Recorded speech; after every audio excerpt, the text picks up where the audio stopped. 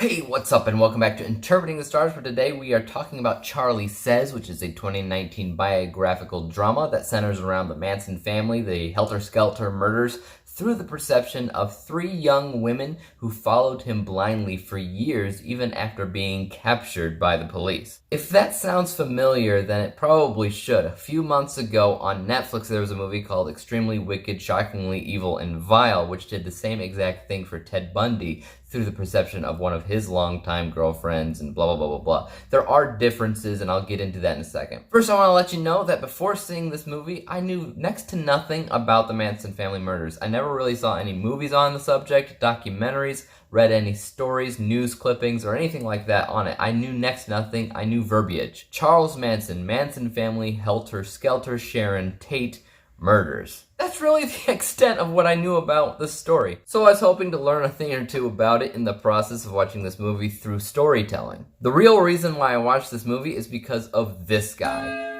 Matt Smith. Now, this guy has been showing up in a lot of movies recently, but the real reason why I watched it specifically is because of his presentation in Doctor Who as the 10th Doctor. Now, there's been a lot of doctors on Doctor Who. They're up to 13 now, and they all have different personality traits, but Matt Smith was the only one to believably play a doctor that felt, in part, like an alien. As weird as that sounds, he did such a great job in that department. Also, he was one of the best doctors to give speeches and monologues, and I don't know if that's because of how they wrote his character specifically, or if it's how he does his acting. I'm not entirely sure, but he was one of the best to do it. I was hoping to see something like that in this movie. I was crossing my fingers because obviously Charles Manson is a cult leader, and they have a way with words, and I wanted to believe Charles Manson, at least for the movie at hand, but, you know, whatever. First, I want to talk about some of the good things associated with this film, and the first thing that I noticed was production design. This movie transports you into the past, into the 60s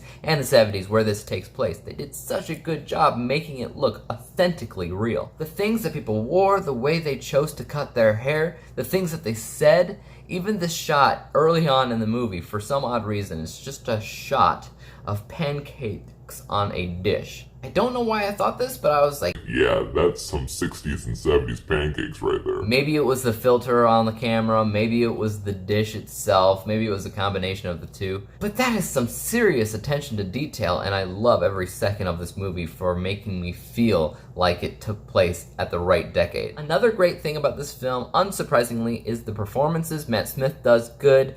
Gilly from Game of Thrones, she's in this film as the main character. She does a really good job, and there is this counselor in the prison that is talking to these young women, and she does such a wonderful job in her role as well. And I'm not entirely familiar with her other works. I don't know who she is, but she does a good job in this movie. I can't say that 100% of the time I believed everybody's performance. The girls were always really fantastic. However, Matt Smith, he does a good job. He doesn't do a phenomenal job. There was never a moment in the movie where I bought him as being this creep, or bought him as being absolutely unhinged crazy. I think that's part of the idea. A cult leader shouldn't feel like he's crazy. He should feel normal so that you end up following him. But there should be some kind of messages to the audience specifically that makes them understand that he isn't normal. This is still a movie after all. And I don't know. Now, it took me a while to understand the narrative of this film because there's two storylines happening at the same time, and there is a narrative, and it takes place in the prison.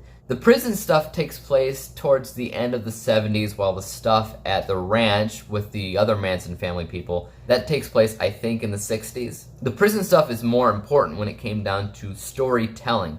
It's about the counselor that I talked about before. She's the protagonist. She's the one actually attempting to do something, and she's sensing value in what she's doing. At the end, she's trying to convert these girls to have them understand the reality in what actually happened at the Manson family ranch, and what they did, and how that's not okay. So that's what the actual plot of the film revolves around. There's not a lot of focus on that instead of just a lot of flashbacks to the ranch, but that's what's actually fueling the story. That's what's keeping the plot moving forward, is the prison stuff. And you know what? I can appreciate that, because if you follow my channel, you know that I don't really like movies that don't feel like they're going anywhere specifically, that follow around people blindly. I like there to be direction, so this was a good example of where you can put direction in a film without really even trying that hard. However, where does this film go bad? Like I said with the acting, I never fully believed Matt Smith's character, and he is Charles Manson, you know?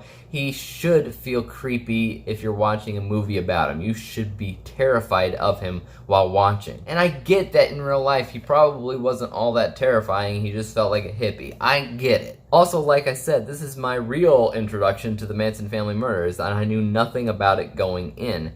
And I left this movie knowing only an eensy-weensy bit more than I knew going in. Why? Because the movie doesn't really show anything, and it almost feels like the movie has holes that should be filled in here and there to complete the story. It slightly depends on the audience to actually know what happened in these murders, to gauge your reactions on certain things, to gauge your reactions on what happened, on these girls' feelings towards it and why it happened. Instead, this is kind of a movie that fills in the gaps for stuff that most people already know. I'm not one of those people that already knows what happened, so I'm just getting the stuff that fills in the gaps. That's probably my fault, but in the end, that does affect storytelling as a whole, as an independent story. If you are looking for a movie to instruct you and educate you on the Manson Family Murders, look elsewhere. This isn't the movie to start with. If you actually already know a bunch about the story as is, then watch the movie. It'll probably fill in a bunch of gaps you didn't already know about. But it is much more of a companion film than a standalone film, in my opinion. Take that as you will. Guys, I rated this 70 out of 100 possible stars, 70%. It's good. It's not terrible. It just could have been a little bit better. It could have been a little bit creepier, a little bit crazier when it came down to the presentation of who Charles Manson was, even though in real life he probably wasn't as crazy as you expect him to be. Guys, tell me what you thought of this movie. Charlie says in the comments down below. As for YouTube, you know what to do. Subscribe to me, hit the like button, hit the bell to be notified when I come out with my next review. And until then, peace out.